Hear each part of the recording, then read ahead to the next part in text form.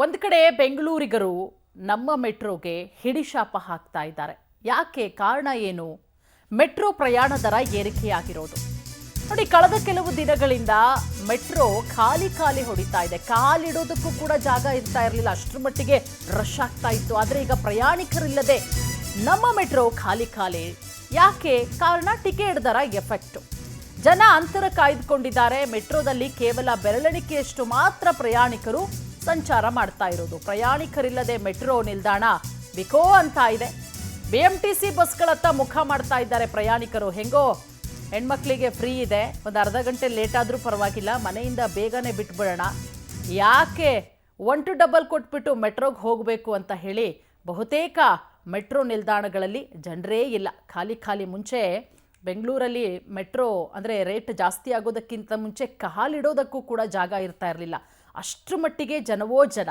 ಆದರೆ ಯಾವಾಗ ಕಳೆದ ಕೆಲ ದಿನಗಳ ಹಿಂದೆ ಮೆಟ್ರೋ ಪ್ರಯಾಣ ದರ ಏರಿಕೆ ಆಯಿತೋ ಅವತ್ತಿನಿಂದ ಎಲ್ಲ ಮೆಟ್ರೋ ನಿಲ್ದಾಣಗಳು ಬಹುತೇಕ ಖಾಲಿ ಹೊಡಿತಾ ಇದೆ. ಜನ ಮೆಟ್ರೋಗಳಿಗೆ ಹತ್ತೋದಕ್ಕೆ ಹಿಂದೆ ಮುಂದೆ ನೋಡ್ತಾ ಇದ್ದಾರೆ. ಕಾರಣ ದುಪ್ಪಟ್ಟು ದರ. ಹಿಂದೆ 40 ರೂಪಾಯಿ ಇದ್ದಿದ್ದು ಈಗ 80 ರೂಪಾಯಿ ಕೊಟ್ಟು ಓಡಾಡಬೇಕಾದಂತಹ ಪರಿಸ್ಥಿತಿ. ಅದು ಯಾಕೆ ಬೇಕು?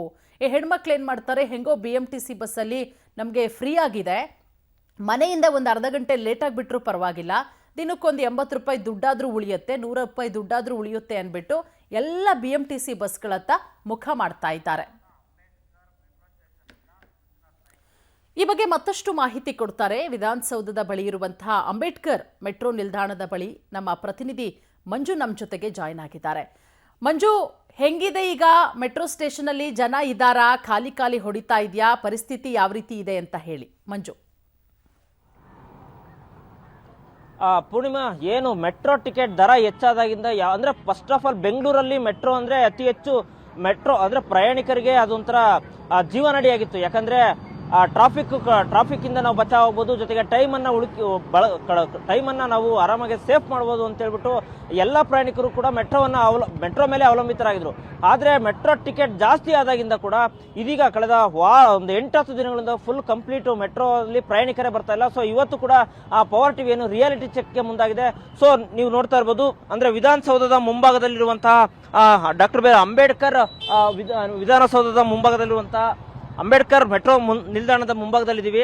ಅಂದ್ರೆ ಇಲ್ಲಿ ಅಂದ್ರೆ ನಮ್ಮ ಎಡಭಾಗದಲ್ಲಿ ವಿಧಾನಸೌಧ ಮತ್ತೆ ವಿಕಾಸಸೌಧ ಮತ್ತೆ ನಮ್ಮ ಬಲಭಾಗದಲ್ಲಿ ಹೈಕೋರ್ಟ್ ಇದೆ. ಇಲ್ಲಿಗೆ ಸಾಕಷ್ಟು ಸಂಖ್ಯೆಯಲ್ಲಿ ಪ್ರಯಾಣಿಕರು ಅಂದ್ರೆ ಅವರ ತಮ್ಮ ಕೆಲಸಗಳಿಗೆ ಈ ಮೆಟ್ರೋ ಸ್ಟೇಷನ್ ಬರ್ತಾ ಇದ್ರು. ಅದರಲ್ಲೂ ಇವತ್ತು ಸೋಮವಾರ ವರ್ಕಿಂಗ್ ಡೇ ಆಗೋದ್ರಿಂದ ಸಾವಿರಾರು ಸಂಖ್ಯೆಯಲ್ಲಿ ಜನರು ಬರ್ತಾ ಇದ್ರು. ಈ ಒಂದು ಮೆಟ್ರೋ ಸ್ಟೇಷನ್ ಬಂದ್ರೆ ಅಂದ್ರೆ ಒಂಥರ ಕ್ಯೂ ನಲ್ಲಿ ಬರ್ತಾ ಇದ್ರು. ಸೊ ಇವಾಗ ನೀವು ನೋಡ್ತಾ ಇರ್ಬೋದು, ಕೇವಲ ಒಬ್ರು ಇಬ್ರು ಬೆರಳೆಣಿಕೆ ಪ್ರಯಾಣಿಕರು ಮಾತ್ರ ಬರ್ತಾ ಇರುವಂತದ್ದನ್ನ ನೀವು ದೃಶ್ಯಾವಳಿಯಲ್ಲಿ ಗಮನಿಸ್ತಾ ಇದ್ದೀರಾ. ಕಾರಣ ಇದಕ್ಕೆ ಮೆಟ್ರೋ ಟಿಕೆಟ್ ದರ ಏರಿಕೆ ಆಗಿದೆ. ಸುಮಾರು ಏನು ಒಂದು 30 ರೂಪಾಯಿ ಇರೋ ಟಿಕೆಟ್ 45 ರೂಪಾಯಿ ಮಾಡಿದ್ದಾರೆ, 40 ರೂಪಾಯಿ ಇರೋ ಟಿಕೆಟ್ 93 ರೂಪಾಯಿ ಟಿಕೆಟ್ ಮಾಡಿದ್ದಾರೆ. ಸೊ ಟಿಕೆಟ್ ಹೆಚ್ಚಾದಾಗಿಂದ ಮೆಟ್ರೋ ಬರುವಂತಹ ಪ್ರಯಾಣಿಕರ ಸಂಖ್ಯೆ ಕಂಪ್ಲೀಟ್ ಇಳಿಮುಖ ಆಗಿರುವಂತದ್ದು.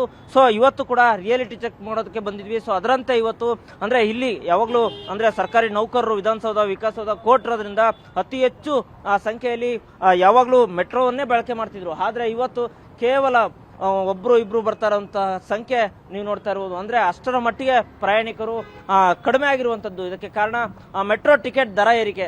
ಸೊ ಈಗ ಕಳೆದ 3 ದಿನ ಹಿಂದೆ ಕೇವಲ 10 ರೂಪಾಯಿಯನ್ನ ಕೆಲವೊಂದು ಸ್ಟೇಷನ್ ಅಂದ್ರೆ ಯಾವುದು 50% ಅಬವ್ ಇತ್ತು ಅದರಂತದ್ರೆ ಮಾತ್ರ ಕೇವಲ 10 ರೂಪಾಯಿ ಟಿಕೆಟ್ ದರವನ್ನ ಇಳಿಕೆ ಮಾಡಿರುವಂತದ್ದು. ಸೊ ಅದ್ರೂ ಕೂಡ ಮೆಟ್ರೋ ಪ್ರಯಾಣಿಕರಿಗೆ ಅದು ಕೂಡ ಸಮಾಧಾನಕರವಾಗಿಲ್ಲ. ಸೊ ಇನ್ನಷ್ಟು ಟಿಕೆಟ್ ದರವನ್ನ ಕಡಿಮೆ ಮಾಡಬೇಕು ಅಂತೇಳಿ ಪ್ರಯಾಣಿಕರು ಹೇಳ್ತಿರುವಂತದ್ದು. ಹಾಗಾಗಿ ಸೊ ಟಿಕೆಟ್ ದರ ಹೆಚ್ಚಾಗಿರೋದ್ರಿಂದ ಮೆಟ್ರೋ ಪ್ರಯಾಣಿಕರ ಸಂಖ್ಯೆ ಕಂಪ್ಲೀಟ್ ಇಳಿಮುಖ ಆಗಿರುವಂತದ್ದು. ಅಂದ್ರೆ ಪ್ರಯಾಣಿಕರು ತಮ್ಮ ಖಾಸಗಿ ವಾಹನಗಳನ್ನ ಬಳಕೆ ಮಾಡ್ತಿರುವಂತದ್ದು. ಜೊತೆಗೆ ಅದರಲ್ಲೂ ಮಹಿಳೆಯರಿಗೆ ಶಕ್ತಿ ಯೋಜನೆಯಿಂದ BMTC ಬಸ್ ಉಚಿತ ಆಗಿದೆ. ಸೊ ಬಸ್ಗಳನ್ನ ಬಳಕೆ ಮಾಡ್ತಿರುವಂತದ್ದು, ಪುರುಷರು ದ್ವಿಚಕ್ರ ವಾಹನಗಳನ್ನ ಬಳಕೆ ಮಾಡ್ತಿರುವಂತದ್ದು. ಸೊ ಹೀಗಾಗಿ ಮೆಟ್ರೋ ಟಿಕೆಟ್ ದರ ಏರಿಕೆಯಿಂದ ಕಂಪ್ಲೀಟ್ ಮೆಟ್ರೋ ಸ್ಟೇಷನ್ಗಳಲ್ಲಿ ಪ್ರಯಾಣಿಕರಿಲ್ಲ, ಜೊತೆಗೆ ಪ್ರಯಾಣಿಕರಿಲ್ಲದೆ ಖಾಲಿ ಹೊಡಿತಿರುವಂತದ್ದು. ಪೂರ್ಣಿಮಾ, ಥ್ಯಾಂಕ್ ಯು ಮಂಜುನಾಥ್ ತಮ್ಮೆಲ್ಲ ಮಾಹಿತಿಗಾಗಿ.